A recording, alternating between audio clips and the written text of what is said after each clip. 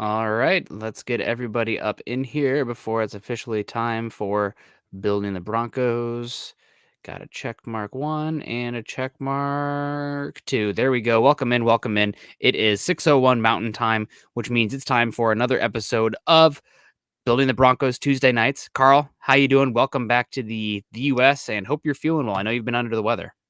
Yeah, it's been all right. Family, we all got the sick bug, unfortunately, and so it's been kind of a long week at our house. Everybody crammed in, so this is my one little escape of the week, and my wife is taking care of our 3 kids. So, but I'm excited to get to talk some Bronco football. Sorry if my voice goes out; it's kind of come in and out a little bit, but I didn't want to miss this with you guys because we love the offseason. I mean, that's what this whole entire show started with.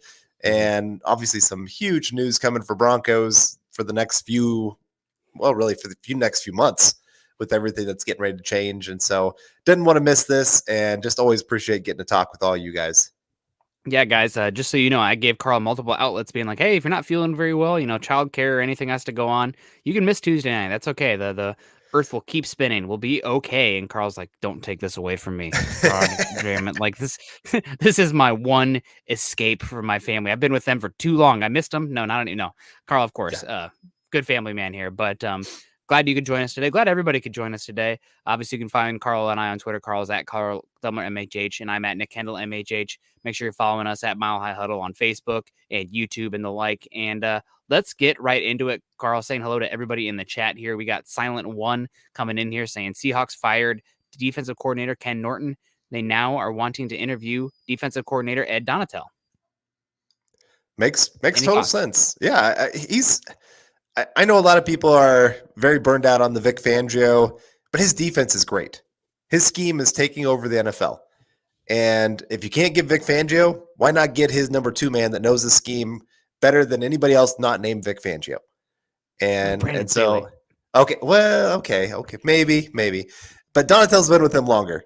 So I would say he maybe knows a few more ins and outs. Maybe he's not a better coordinator, but no, this one makes complete sense for the Seahawks, who are trying to get their defense back in order, and they are trying to focus a lot on secondary. I mean, they wasted 2 first-round picks on a safety / linebacker. I don't know what you really want to call him, but so you're trying to get a guy that can maybe get the most out of him. Ed Donatel, that's his specialty. So again, makes total sense for them to go at least talk to him. I'm still of the boat. I really kind of hope he and some of the defensive staff stay here for the Broncos. I know a lot of people are like, get all of Vic Fangio out of here. We need all of that bad juju out of here. Like I said, I still love this scheme. I really don't want to see it go. Yeah, I caught a little bit of heat on Twitter for stating that as such yesterday. But I'm not saying Fangio should stay by any means, because as a head coach, you are responsible for everything that goes on in that building. That includes special teams and offense, which have been very bad for Denver for the most part. But and the game management, I mean, but the scheme, you're right. I will miss that. Thank you very much for the comment, Silent One. We got Jay Silos in the house. Yeah, I heard about that. I'd like to keep Donatel. He knows Vic's system. We got Josh in the house. All of Peyton's other interviews are allegedly just for offensive and defensive consideration. Chad wrote about it earlier today. So obviously you guys can find this article on Mile High Huddle. But Carl, why don't you give us the lead here as far as what Josh is talking about? Well, there is some thought that the Broncos really pretty much made up their mind. Dan Quinn is their guy. And there's easy ways to say why he's the leader of going into all this process, because he has connections with George Paton. He's wanted to work with George Paton for a long time. He's got experience as a head coach. I think George Paton, some of his decisions have shown he's kind of risk averse. So taking a cornerback instead of taking a risk at a quarterback. Some of the other players that he brought in weren't like these high risk players. And nothing wrong with that. That really isn't. I mean, it really kind of helped the Broncos solidify a lot of their roster, where John Elway was like, let's take all the risks. Let's go get all the athletes that don't know how to play football, and we'll just teach them how to play football. But that didn't work out well, and left the team without a whole lot of talent. So I understand why they think this idea of Dan Quinn being kind of the leader and then trying to find some of his staff through the interviews. Yeah. I still think there's a lot of these guys who are, it's either they're going to be head coach or they're not going to be with the Broncos. I don't think they're going to take a sideways move to come to the Broncos. Like, I think the Broncos have a lot of talent on this team, but I'm sorry, like, would you leave the Green Bay Packers and what they have going on being the first overall seed in the NFC? I mean, I guess if Aaron Rodgers leaves, maybe you would. And I guess, if there is a lot of money that's thrown around. Right now, though, the Broncos don't know if they have a lot of money because they don't have an owner and they don't know what's going to happen with that. So, like I said, I still think there's still other guys that are actually really being considered for this position. Yeah, we'll see what happens here. We got Mike S in the house. Good to see you, Mike S. What's up, Broncos country? Dylan's in the house too. Sup, Broncos country? Make sure you hit that like button on the way in and subscribe if you haven't already. Jay Kozad's in the house. 8 head coaching jobs open. After the first team makes a hire, teams will be scrambling fast after that. Do you think, Carl, that obviously the Broncos are going to carry out these interviews? It seems like Mike Kliss and everybody in Denver media is saying that even though Dan Quinn is by far the favorite in the house, they're going to still carry out all these. But how soon do you think the Broncos have their hire? Is it going to be the end of this week? I mean, it feels like it's fast track Dan Quinn. One, they can't make the hire until after the Bieniemy interview because can't they do it? They can do it after. They can do it after tomorrow because they interviewed Aaron Glenn already, and Jared Mayo is also part of the. Good point. Good point. Okay, so I guess they could do it then. I still think they're going to wait a little bit just to see what happens with the Packers on the weekend with their playoff game. I don't think they're going to wait much past this next week, though.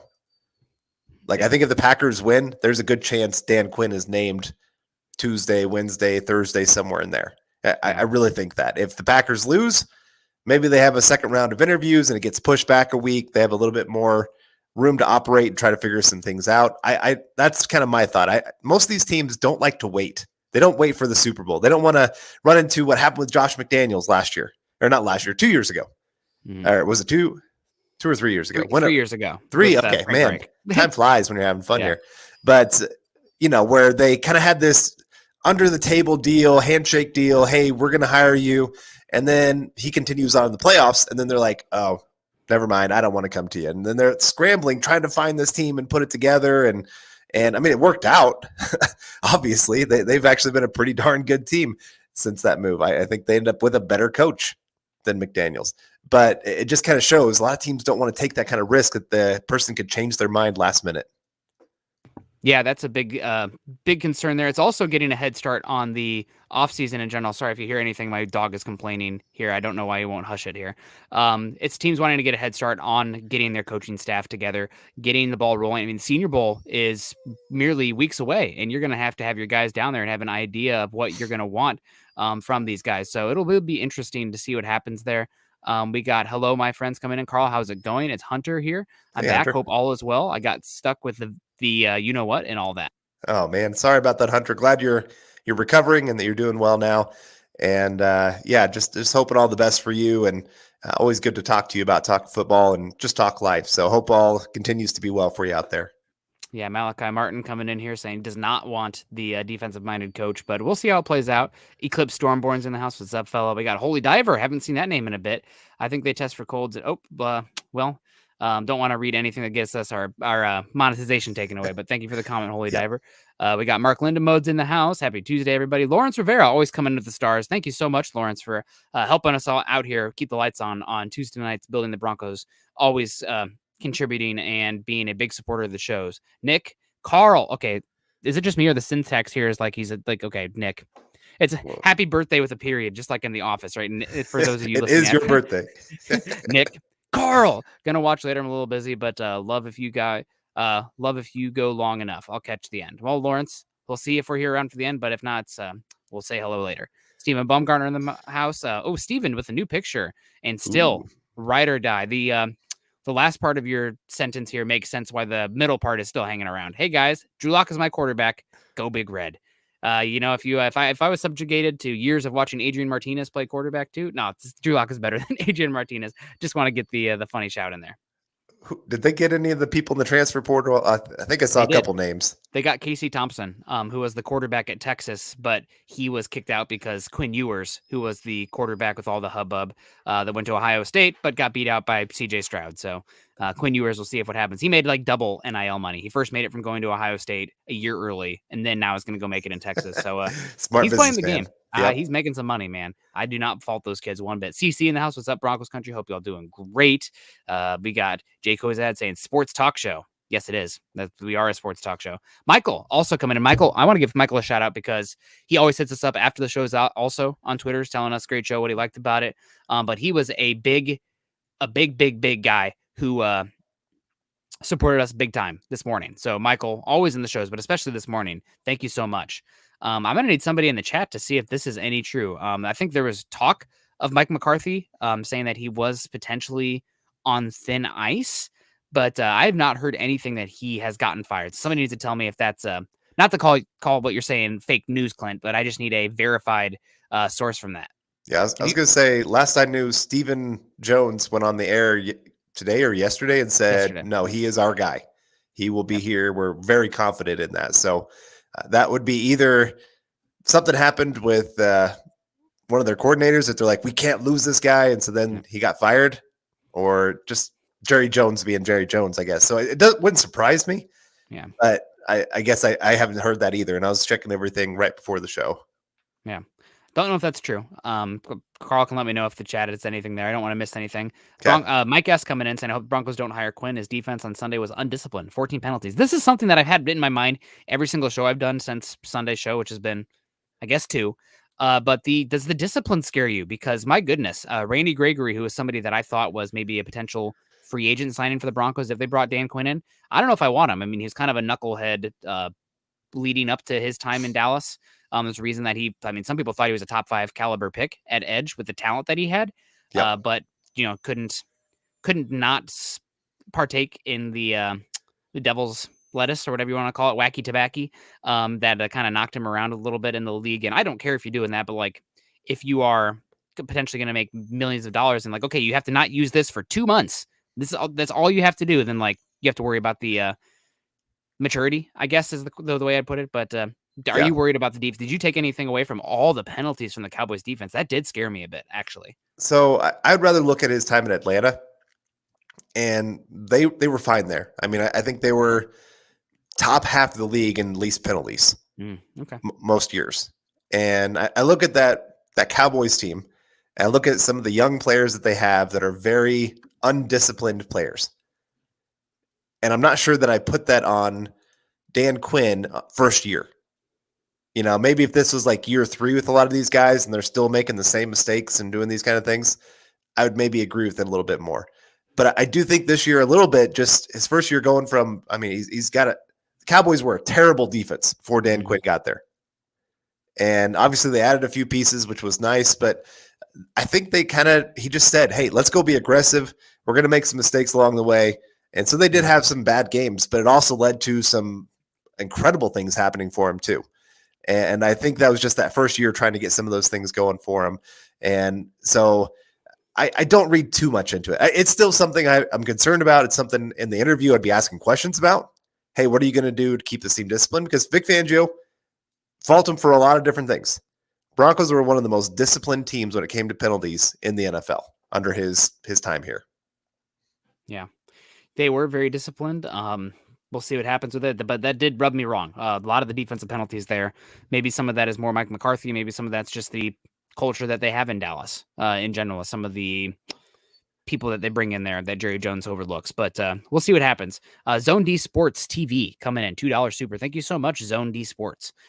Quarterback Bailey Zapp would be a great late round pick. So quarterback Bailey Zapp, Western Kentucky University, threw it around the yard there, kind of an air raid system there. They kind of give me PTSD because their former head coach, who kind of led them to who they are now as Western Kentucky, is now the head coach of Purdue, who whips my Hawkeyes every year, which for God knows why. But Bailey Zapp, have you watched much Western Kentucky Bailey Zapp? And I think he transferred to Western Kentucky from somewhere else. I cannot remember where it was. Yeah, I've watched a couple of his games. I like it. I mean, for a late round guy, I don't have a problem taking that because the Broncos do need to fill out their backup spots moving forward. I mean, Drew Lock's on his last year. I'm trying to remember if is Ripien on his last year? I think Ripien is a free agent. He might be a restricted free agent. Okay. Yeah. I brought him in the same class as Drew, right? I think so. So you're looking for that next guy that you can start raising up to be your backup that can be cheap, especially if you're going to go get yourself a veteran this year. And it sounds like there's a lot of talk of the Broncos really aren't looking too hard at this. I mean, they're looking at this quarterback class, but they're getting connected with every big quarterback trade, which, I mean, they should be because they don't have a quarterback, but it just really seems to be the direction that they really want to go is go trade for a guy more so than draft a guy. And so you need a late round guy to help balance that just cap wise. And Bailey Zapp, I don't have a problem with that.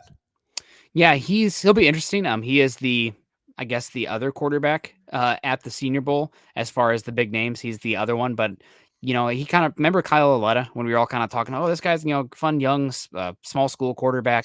Maybe he doesn't have the arm, but he's accurate and a good processor. I see that with Bailey Zapp as well. I've seen more tight window throws from Zapp, but I think it's going to be pretty obvious down in Mobile that he does not compare in terms of the physical tools that some of these other guys have. And obviously there is arm strength can be overrated if you're not accurate, if you're not smart, if you're not a good processor. But there is kind of a point where it's like, oh, does this guy have enough on the back end of this ball to fit it into NFL windows to hit opposite hash marks? So we'll see with Bailey Zapp. But he's a fun quarterback, a late round gem kind of guy. I could see him going, round 4 or 5. I would not take him before Caleb Ellaby, for example, Western Michigan quarterback, but we'll see what happens. Travis Weber, Broncos have the third most money under the cap. God bless. That's maybe another reason the Broncos are linked to some of these more expensive quarterbacks. Maybe the Broncos can pay less for draft capital, taking on a little bit more salary cap, and upgrading the quarterback position. We'll see what happens there. We got Miguel coming in, Miguel Santasteven.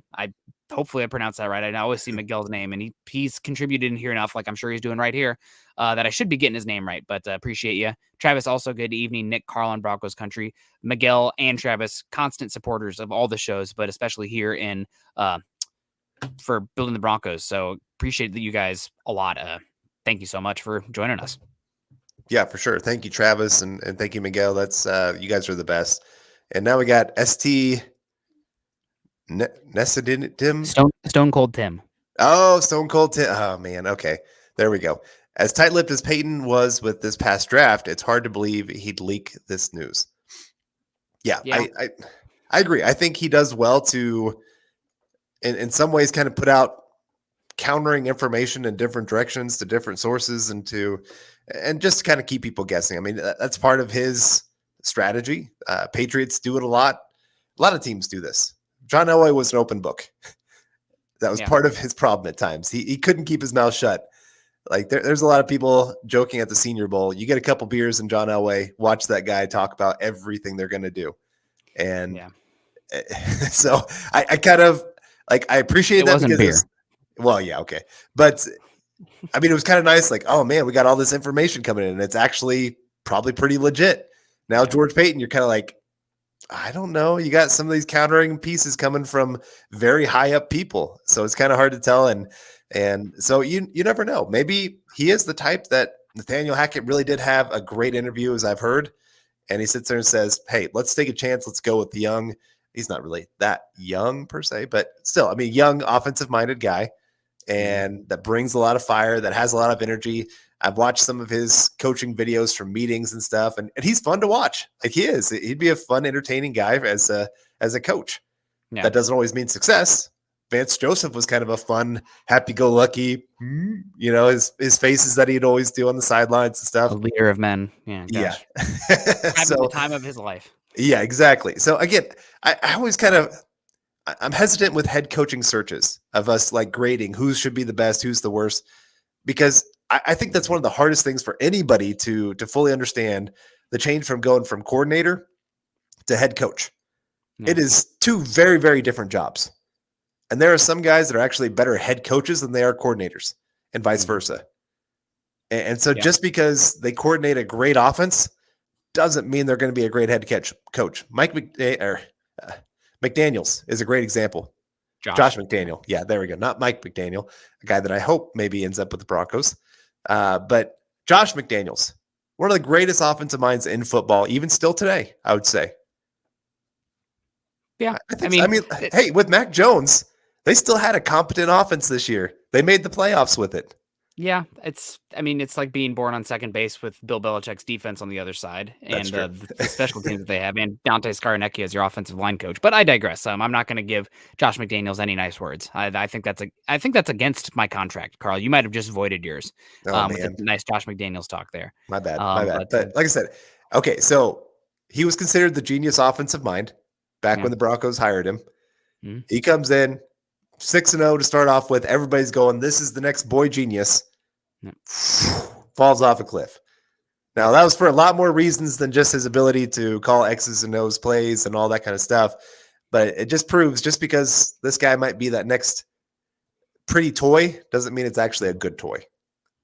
I mean, nobody was really talking about Sean McVay when the Rams hired him. Kyle Shanahan was the same cycle, and he was lapped him. Now, maybe rightfully so, because what Kyle Shanahan's done without quarterbacks has been impressive. But when Sean McVay overlooked, we have Matt LaFleur overlooked. You got Zach Taylor overlooked. Young offensive minds, but still, you never know until you know. Yep.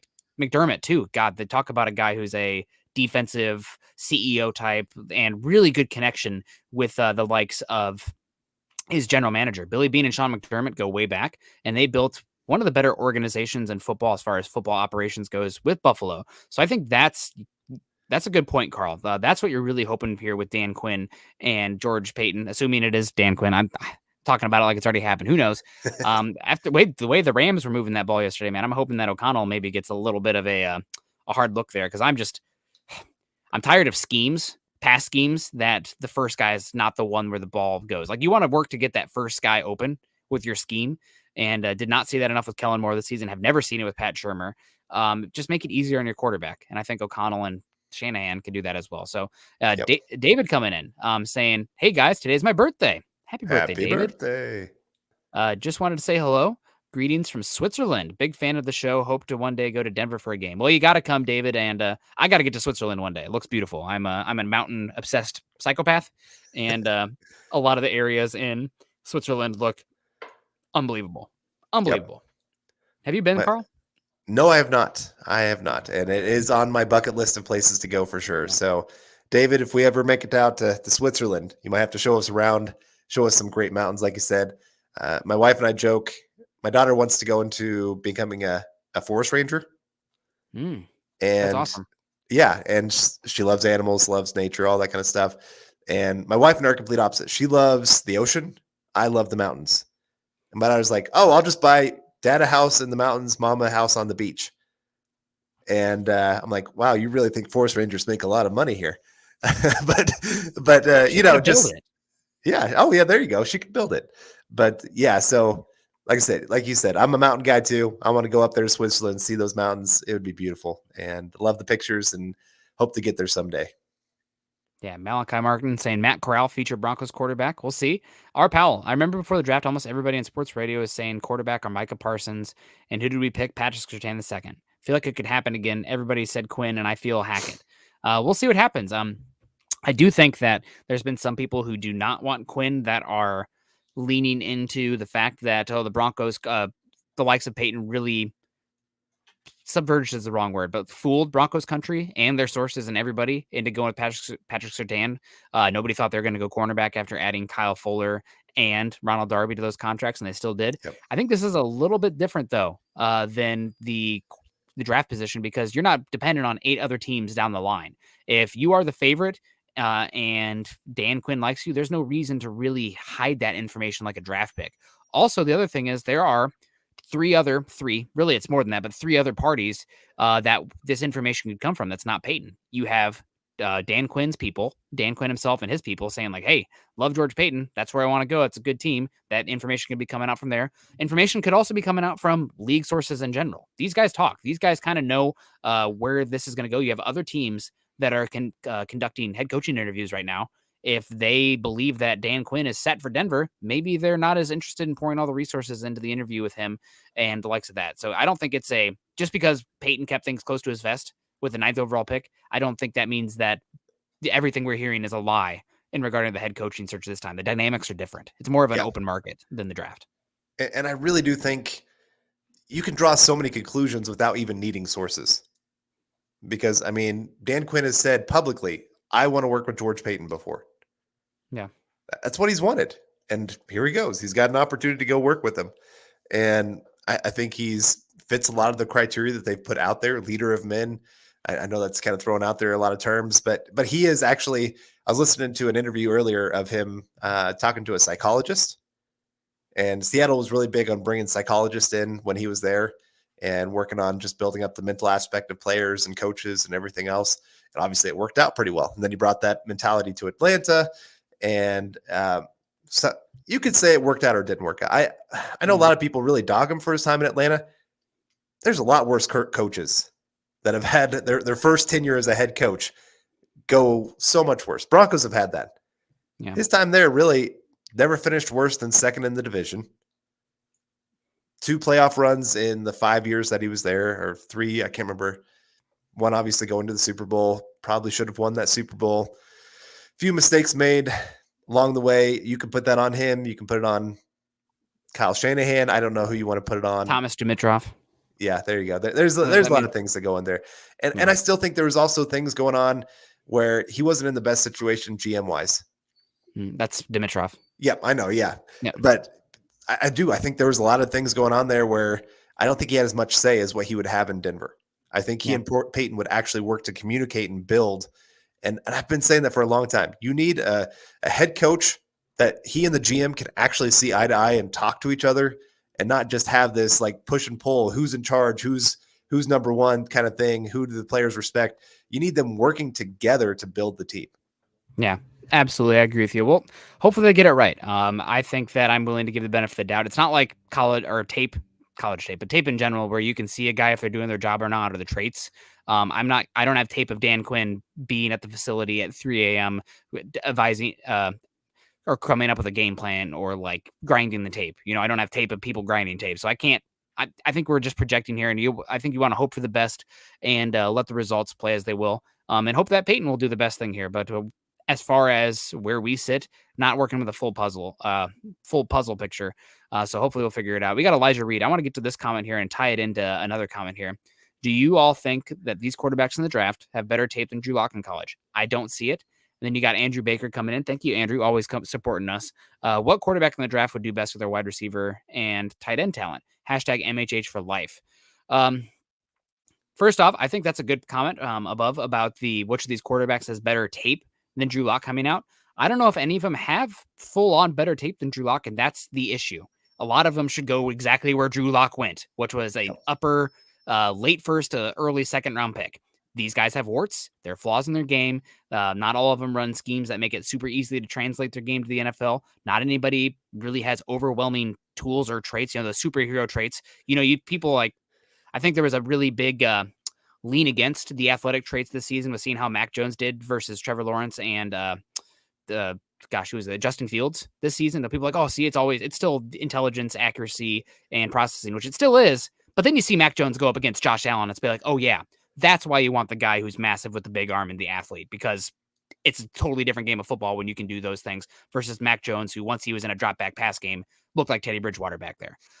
So as far as what's the best quarterback to do with our wide receiver and tight end talent, if you're talking day one and the tape that better than Drew Lock, I think there's only one guy I would put in that category, and he scares me to put him up here, but it's Kenny Pickett. I think Kenny Pickett has the best tape of any of the quarterbacks in this upcoming class. He's going to be 24 years old. It was his 5th year, I believe, at Pittsburgh. He has very historically small hands. I mean, it's just not just small hands, historically small hands for quarterbacks who have come through the combine. So he scares me because of those things, but his tape itself is actually pretty good. I think it translates pretty well. Full field reads, has pretty good accuracy, good athleticism. He's the one as far as maximizing the guys here year one and better tape than Drew Lock coming out. I think Pickett's the guy. Right. Well, you hit it there. Year one. Yeah. A lot of these guys, like I said, they have such warts. They need almost another year or two of seasoning before they're ready for the NFL. And I don't know if they're actually going to be that much better. I mean, here's the thing: is a lot of quarterbacks coming out of college. I know a lot of people still have that mentality from like the 80s and 90s. These guys need 3 years to develop. Well, these quarterbacks are coming in with thousands more passes. They're coming from actually pass-happy offenses in college. It used to be Nebraska winning with the triple option. Yeah, that's not doing it in the college football game anymore. You got these spread systems. Yeah. Unless you're Georgia with a unbelievable NFL talent playing a walk-on. I mean, Stetson Bennett, God bless him. He's going to sell so many cars one day, but not an NFL talent. But typically, you need a Bryce Young, you need a Trevor Lawrence, you need a Deshaun Watson, you need a Justin Fields to compete in the college football landscape going forward. Right. And like I said, these guys, they're coming in with tons more training than they've ever had before. And so they're not needing 3 years to really get the reps and do everything to maximize who they're going to be as a player. I'm not saying that players don't grow once they get into the NFL.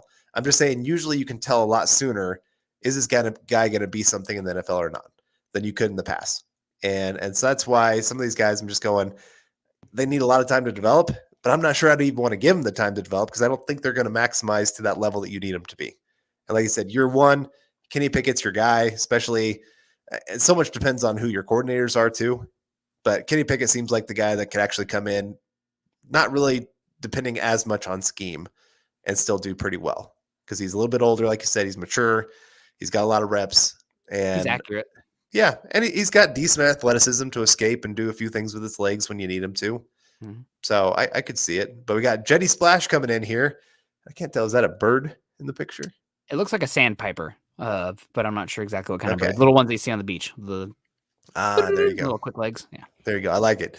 All right. It says Nathaniel Hackett with Luke Getsy. Yeah.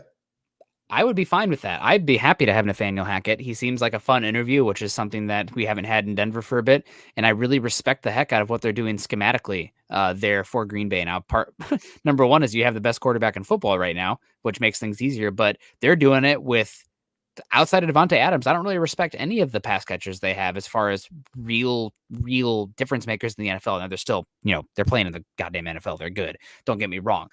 But as far as difference makers in the NFL level, Devontae Adams and then shrugs shoulders. I don't know. And the offensive line this year, I think they missed 4 starters over some time over the course of the year. They've been without David Bakhtiari. Billy Turner's been hurt. They lost Corey Lindsley in free agency and Elton Jenkins, who maybe the Broncos should have drafted instead of Dalton Reisner, but that's a little bit of the second or Monday morning quarterback there on that one. But I think Hackett would be good there. And Luke Getsy, he's been in charge of the third down plays for the Packers. Maybe it's his time to shine. It's possible, but you're really, again, we're going purely on hearsay. I don't know Luke Getsy. I can't tell you what he's in charge of or how well he does. It does sound like Aaron Rodgers likes him, so that counts for something, I guess, in my book. But it's a possibility. I just wouldn't pin your hopes on it. I think Broncos country should start preparing themselves for Dan Quinn. Yeah, I'm with you. I still think probably at the end of the day, that is who they go. I put it as 75% chance Dan Quinn is the next head coach of the Denver Broncos. Mm-hmm. Probably 20% chance it's Nathaniel Hackett, 5% chance it's somebody else. Yeah. Yep. Is what it is. Some more happy birthdays here for David Millen. Good to see David. We have some talk about Bieniemy here. Well, I think Bieniemy is going to close out the week with the interview. The Broncos do not have to interview Bieniemy before the likes of hiring Dan Quinn because their Rooney Rule obligation will be completed with Jared Mayo. There is a chance that Jared Mayo could come in and shock tomorrow, but we'll see what happens with that. We got Michaela Parker coming in. Good to see you, Michaela. Personally, I want Hackett. I like the guy. I think you're going to be happy with Dan Quinn or Hackett as people. We'll see. Coaches are hired to get fired, right? That's the main thing you need to know coming in here, and coaches know that as well, right? How many coaches actually see the end of their contract? Not many, but it does seem like Hackett and Quinn are both good people. And if that's the sort of thing that, makes you feel better about your team and your rooting interests, you can hang your hat on that because they really actually do seem like genuinely good people. Yeah. Yeah. Here's the thing is 1/4 of the league changes their coach almost every year. Yeah. 8 firings almost every single year. No. So it doesn't take long for your team to enter into that cycle. The Bill Belichick's one, he had his quarterback for 20 years. So that kind of helps to lead to a lot of stability. It's just very, very rare. I'm trying to think of who would be the next longest tenured coach. Kirk Ferentz. Pete Carroll has been there forever. That's another one. It might be him because, Andy Reid. Sean Payton. Oh, that's a good one. Yeah, that'd probably be the next one. But, Andy Reid, a lot of people consider him maybe the best coach in football right now. He's been fired from a couple different jobs. So it is Sean Payton. Yep. There you go. Sean Payton, Mike Tomlin, John Harbaugh, Pete Carroll, the longest tenured coaches. So we got Scott joining us now in the background. Hopefully, hello Scott, good to see you. He was off doing a hit piece for the Bills, I believe. So that'll be fun out there in Buffalo. Yep, give me the thumbs up, man. How about that Micah Hyde interception in that game? That might have been my second favorite interception all year. Number one was the Justin Simmons one against Washington football team, but Micah Hyde, man, I saw him score it was at a game, Iowa versus Michigan State, and he did a interception and pitched it in like the fourth quarter, and Iowa ran back for a touchdown to win that game. I think it was Michigan State. Man, what a game. I really, really hated Mark D'Antonio with Michigan State all those years. Ugh, what a scuzz. The Kevin Vidge coming in, not a scuzz. Hey, I'm a huge draft nerd, and in a lot of them, I like the Broncos going heavy in the trenches on both sides, or even two defensive backs to shore up the back end. Definitely a viable option for the Broncos, and something that I think if Dan Quinn is brought here, obviously quarterback's going to be number one, but I think Dan Quinn and George Paton are going to look around and be like, okay, what got me fired previously? For Dan Quinn, the defensive trenches and the offensive trenches for the Falcons were bad. They covered it up a bit with Kyle Shanahan, but mostly bad outside of Grady Jarrett. I mean, I can't even name many of the Falcons, and I watched a lot of Falcons this year. Not good on the trenches. And then Rick Spielman, Mike Zimmer, they're out there. You can argue why, but their defensive line this year was terrible against the run. Not very good. So I think that I could see the Broncos going heavy in the trenches. An important aspect of the trenches is that they're investments. You're not going to get as much year one playback a lot of times for drafting an offensive tackle or a defensive tackle, but you do have to invest them still all the same. It's like building a good fire, right? Like if you don't want to wait until it started to diminish, by that point, you're already screwed. You need to get a log in there, feed the fire before it's starting to go out. So that way you have a continuous roaring fire going. For sure. And, if you can't have a great coach, have great trench play. At least win on those sides of the ball. We saw the Broncos this year. I think Scott has said it the most of anybody, that the teams the Broncos struggled against were the teams that whooped them in the middle. The teams that they could beat were the finesse teams. And so it just shows that that's something they need to be able to work on. If you can't get your quarterback, well, then you want to design this offense around your run game. Javonte Williams looks like a true star in the making here in the league, if not already a star. So build in the trenches to get that offensive line strong and moving people and be able to win those close games because you're grinding out strong in the run game. That's just kind of how you got to do it, of just kind of build around what you got and try to keep adding on. And like I said, it's going to take time. It's not going to be fixed day one. Nope. Just Munchak being here, year one was not great with him and with the Denver Broncos in the offensive line. This year, improved. Still wasn't perfect, but you're seeing at least the steps taken to improve some areas. Yeah, for the big thing with Munchak was the competency and the depth that we saw this season, even despite not having a true difference maker at the quarterback position. The fact that the Broncos offensive line didn't completely submarine the team when you were out there with Quinn as one of the tackles and like Cameron Fleming as one of the guys out there and Austin Schloss. Okay, I guess at that the second Raiders game, the offensive line did kind of tank. But at that point, you're maybe season's over after that bad Bengals loss and not great. But David Wilder coming in with the support here. Thank you so much, David. Good to see you. Also rocking the Mile High Huddle shirt. We got Michael Ronquillo also in the house. Michael's gave us big support this morning, coming in again this evening. Thank you so much, Michael. It's always great to see you. Thank you for joining us down there in Tucson, Arizona. Looks like we got some talk about edge rushers here coming on here. And Carl, right now, do you think you have Jacob Foster? I don't think we got that one earlier. Thank you so much for the stars, Jacob. We appreciate you. Edge rushers. Let's take the likes of Aiden Hutchinson and Kayvon Thibodeau off the board. Is there an edge rusher that would interest you at 9 overall for the Broncos? Yeah, I mean, there's some guys out there that I think you and Scott did one not too long ago. Was it 2 days ago or something like that? We did a mock draft on Wednesday last week where we mocked out the entire top 10. Okay. And I think you picked the Broncos with Ajabo. Yes. Yep. I think that's a great pick for the Broncos. And I think you said it best on there of he's an investment. Year one, he's probably going to be more of a kind of rotational guy. But once you get him going, I think the athleticism, I think he could really turn into one of the best, if not the best edge rusher of this class. George Karlaftis, of course.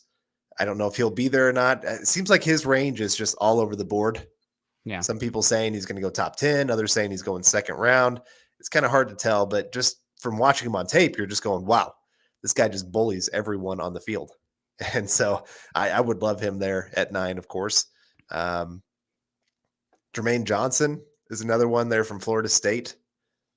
He's kind of been a little bit up and down, but man, when he's on, that guy makes a lot of plays for you out there. Georgia transfer. Imagine if he was on that defensive line as well. He could have been. What a recruiting classes stacked on top of each other by Kirby Smart. They got some high school talent down there in Georgia. Let me tell you, crazy. The Andrew got this one. Thank you for pulling it up, Scott. Which quarterback I think would be the best with our guys? Right now, I want to say Kenny Pickett, but I do think that with the volume of weapons the Broncos have, maybe somebody like a Carson Strong, given he is an air raid, a drop back passer, kind of more of the full field reads going on there with Carson Strong. A lot of stuff on the quarterback shoulders for those air raid looks. Air raid is actually not super easy for the quarterback. I think that's a misconception out there. They put a lot on those quarterbacks' plates. So maybe Carson Strong as well. I do know that the Broncos had brass up in Fort Collins when Nevada played the Colorado State Rams, and there were some impressed people in Denver from what I heard from that. So we'll see what happens there. It's going to be the knee for Carson Strong. That's the big one. If the knee is good, he could go back into the first round. If it's bad, he could fall all the way to day 3. I mean, it's really that kind of range for Carson Strong and his knee. For sure. We've seen players in the past that those medicals came back and they went from even top 5 pick to almost undraftable kind of thing. It's crazy how quickly those can come up. And all right, we got Travis coming in saying, evening, fellas, just looking forward to some positive changes for our Broncos this offseason. DB for life. Thank you, Travis. Hey, this is probably in our lifetime, other than Peyton Manning being signed, probably the biggest offseason the Broncos have ever had. With the ownership and everything going on. Yeah. Ownership, head coach, new quarterback, most likely. You wish it was a better quarterback draft. I know. If it was, man, this offseason would just be amazing to be a part of. But really, you're talking about the 3 most important positions in the organization, possibly being all changed. And you could maybe see an ownership of Peyton Manning coming here to Denver. No clue on head coach exactly, probably Dan Quinn. Then you never know with trade. Could be Russell Wilson coming in here because he's talked about possibly wanting out of Seattle. I don't know. You get a lot of differing reports on all those kind of things. Not sure where that's all going to go. Of course, Aaron Rodgers. It's tough to keep up with that guy. One moment he looks like he's really happy in Green Bay. The next moment he can't cuss out the organization enough kind of thing. So, he seems like he's very comfortable there right now. But let's say they lose on this weekend. Yeah. Is he going to still have that same comfort level? Yeah. Some talk about Sam Howell here as well. And what I want to get out to, because we want to get out here probably in the next 5 to 10 minutes. But David Millen coming in here. Interview today, or I guess not the interview, but the report today coming from, the internet, that the Broncos are one of the possible most likely landing spots for Kirk Cousins. Obviously, longtime quarterback for the Minnesota Vikings, Washington football team before that, Michigan State. I've been talking. I guess I did see Kirk Cousins in that game because he would have been playing for D'Antonio that Michigan State game. But Cousins, you have any thoughts here? Do you think this is just some dot connecting? I mean, the Broncos are one of the few teams that have a roster that is plug and play quarterback away. They have cap space. They have draft capital. Do you think that is a possibility? I think it's a possibility. Like I said, I mean, you see the connections. Nobody probably knows him better than George Paton around the league right now. And obviously liked him enough to give him a big contract while he was there. I mean, I know he wasn't the GM, but he was right there being a part of those decisions. Yeah. I think he's going to cost way too much in a trade. Unfortunately, a lot of these guys, I mean, there's people talking about Jimmy Garoppolo costing a first and multiple day 2 picks. Please, Broncos, do not be that stupid team that does something like that. Now, maybe that's just the 49ers and saying this is what we want, and every team around the league saying, no, we're never going to give that to you. But still, that's unfortunately quarterbacks just get way too much. I still remember Sam Bradford going for a first-round pick after all of his injuries, and the Vikings were a part of that. Now they're going to have new GM and coach and everything else. So it's kind of hard to tell exactly what they're thinking for their future. But I think if Kirk Cousins is open to the market, I really think the Broncos are one of the teams that come calling.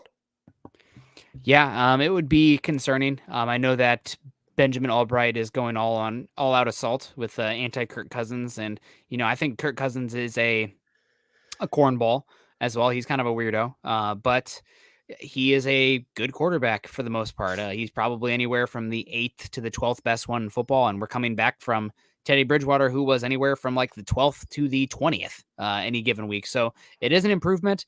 I think Cousins is a fine quarterback, but giving up draft capital for him. First off, you're not getting 9 overall. Period. I'm not giving up 9 overall for any of these quarterbacks not named Russell Wilson or Aaron Rodgers, even though it's a weaker class. I think that's just too good of a spot. I guess possibly you could see a pick swap where the Vikings move up to 9 and the Broncos take 12.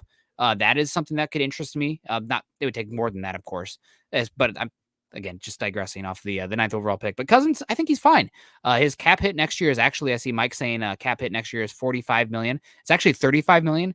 10 of that million is a signing bonus that would stick with the Minnesota Vikings, so he would be $35 million. I also would assume that Kirk comes with a new contract as well, because it would only be one season. I don't think the Broncos would agree to trade for him without adding a little bit of years of control as well.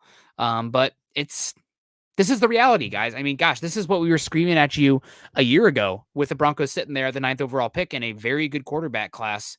And let's put hindsight aside for a second. We were concerned that, if the Broncos don't be aggressive for a quarterback at 9 this season, you're going to be stuck in what looks like a way worse quarterback class with your hopes pinning on the likes of Aaron Rodgers or Russell Wilson. And if that falls apart, then here we are. Andy Dalton, Teddy Bridgewater, Nick Foles. I mean, this is the reality that you have when you don't have the quarterback. So it's going to be rough. Kirk is a viable option, but it's not one that I am totally against Broncos country's feelings of being against him. Yeah. And I remember a lot of people telling us, you don't know what the 2022 class is going to be. And while yes, we don't fully know. Yes, there's going to maybe be a guy or two that emerge out of nowhere. There's still, we can look at the tools of the players and say, this is kind of the limitation that they bring to the table just because of the tools alone. Yeah. That's what we're looking at when we first start scouting these guys is what tools do they bring? Not so much scheme or what are they doing so much on the field in some aspects, but it's just trying to figure out, okay, do they have the tools to be able to make it in the NFL? Mm-hmm. And then you start adding on to that kind of picture. At least that's what I do with a lot of this. And so we got one of those guys, John Houston, coming in here with a super chat. Appreciate that, John, saying we should take Sam Howell. Dude is a baller.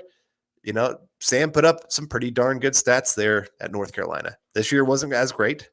He lost his top 2 wide receivers, top 2 running backs. And so it was going to be tough for him to repeat what he did the year before. Yep. But there's a lot of good to like from him.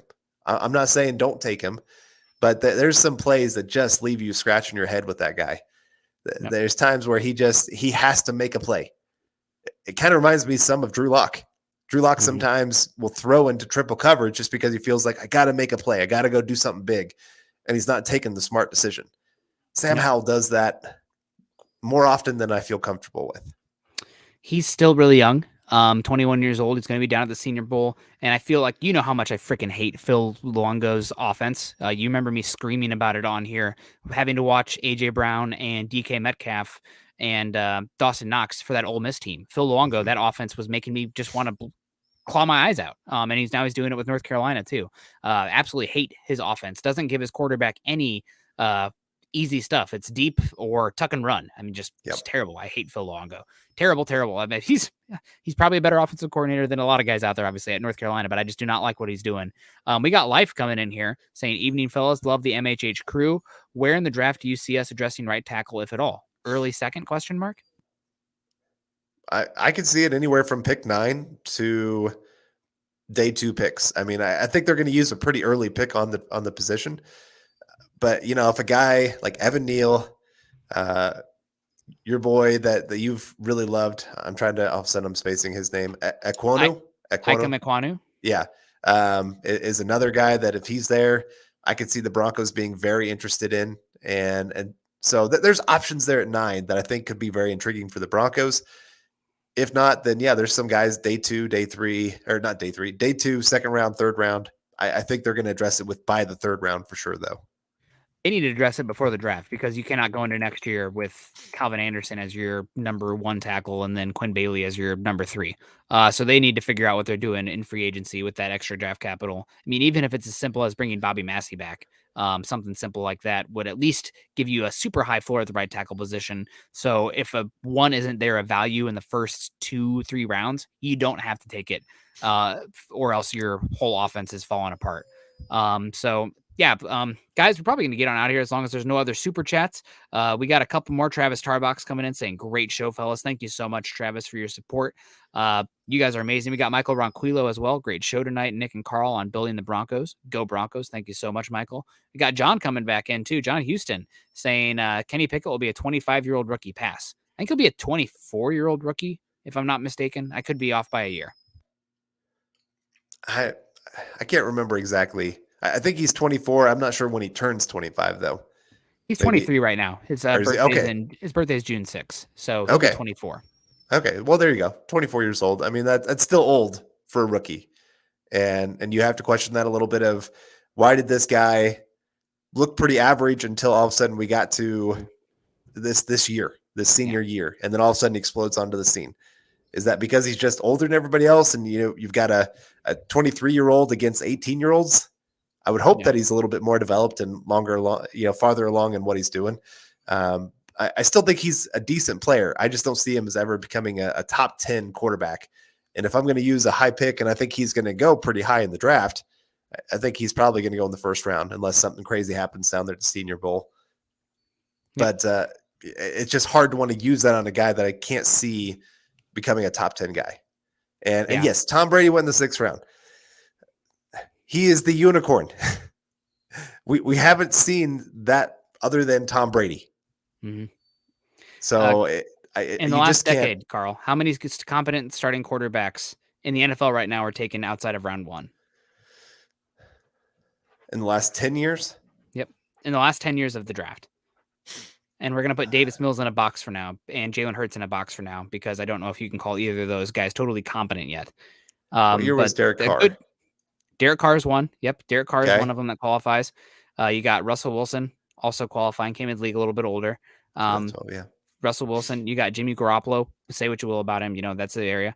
And Cousins. So there's your 4 quarterbacks right there drafted outside of the first round that are okay. Tom Brady is a 6th round quarterback. If you want to go into the draft and pin your hopes on a 6th round quarterback, that's like going to instead of going to work and you're hungry and you're starving, you got no roof over your head, you're going to go buy a lottery ticket. I mean, somebody won it once, so it could be me, right? Like that's the mentality there. It's a terrible process to bank on it. Anything can happen, but an asteroid could hit us in 10 seconds, right? Like who knows? Dak Prescott, the other one. There we go. Dak is the name, not Jimmy G. Dak. So you got to make sure you put yourself in a good position to go out there and grab the best guy. All right, we got David Wilder coming in saying, even though I know Quinn is the favorite, I think you guys might get a big surprise, and it will be Hackett. Hashtag hire Hackett. Hashtag MHH for life. Hashtag DB for life. Hey, maybe that will be. And like I said, I'm not one to make complete judgments on the head coach hire because I really don't know much about these guys other than, okay, this guy coached this defense or this offense, and they look this good. I've seen him in some interviews. I've heard some good things about this guy. But beyond that, I can't really say much of their ability to run an entire organization and, help the offense, help the defense, put together a staff. I think that's one of the other underrated parts of this. Mm-hmm. These guys putting together their staffs. It's not just the head coach. You're trying to find an offense coordinator, defense coordinator, special teams coordinator. And we saw with Vic Fangio, when you have really bad special teams coordinator, it hurts you. When you have a bad offense coordinator, it hurts you. And, maybe if he had those positions filled with better guys, maybe he's still here. So, I don't mind Hackett. I want to see the staff that he puts together. I don't mind Quinn. I want to see the staff he puts together. No. Yep. Synergy's good. I think you really are pulling for the Billy Bean, Sean McDermott combo there of the guys who are just totally in sync, have worked together for a while. And while Sean McDermott's a defensive first guy, The Bills just had a perfect offensive game. I mean, you don't have to have an offensive-minded head coach to have a good offense. You need to have a good quarterback. David Millen coming in, CHF $5. Thank you so much, David, for the support. We appreciate you. I don't even know what the CHF is, but it's a Swiss franc. A Swiss franc. Well, that is amazing. I'll take some more of those. That's awesome. Well, guys, we're gonna get on out of here. We appreciate you, Carl. It's the Swiss franc right there. Got to get to Switzerland. Talking about that today, making me miss the mountains. I'm starting to already plan all my summer trips, so it's gonna be great. You guys can follow Carl on Twitter. Carl is at Carl Dumler MHH. I'm at Nick Kendell MHH. Also follow us at BTB Football Pod and at Mile High Huddle. If you guys are on Facebook, make sure you're joining our groups at facebook.com/Mile High Huddle, as well as facebook.com/Mile High Huddle Pod. If you guys are listening after the fact, please go to Apple Podcasts, leave us a 5-star rating and a review for a chance to win some swag. Maybe one of these Building the Broncos hats, something nice like that. The Broncos for breakfast. Maybe you want a coffee mug. I don't know. It's all good. Check out the store also at huddleuppod.com to coffee mugs, hats, gators, etc., etc. If you guys are joining us today, like the show, or just came across your timeline, make sure you are subscribed to our show, Mile High Huddle, on YouTube, and liking and sharing the show as well. And tomorrow morning, we'll be over on Scott's channel at youtube.com/C/Scott Kennedy to talk some NFL draft and more stuff, just overarching the NFL landscape. So that sounds great. Yeah, I'm excited to tune in. I've got a little free time on my hands since I'm locked in my house for a few days. So, Carl, it's time to start breaking down those Senior Bowl quarterbacks. Sounds good to me. I've actually broken down all but I think maybe one of them with at least 7 games each. Okay. So I got some all 22 for 2020 Sam Howell and some Carson Strong 2021. So if you're in the neighborhood, let me know what's up. Everyone have a good one. We're going to get on out of here. Senior Bowl's right around the corner. Playoffs are going to be fun the rest of the way here. Hopefully those our Buffalo Bills can knock out the Kansas City Chiefs. Everyone have a good one. It was always fun to see on Tuesday nights. We'll be back next Tuesday night.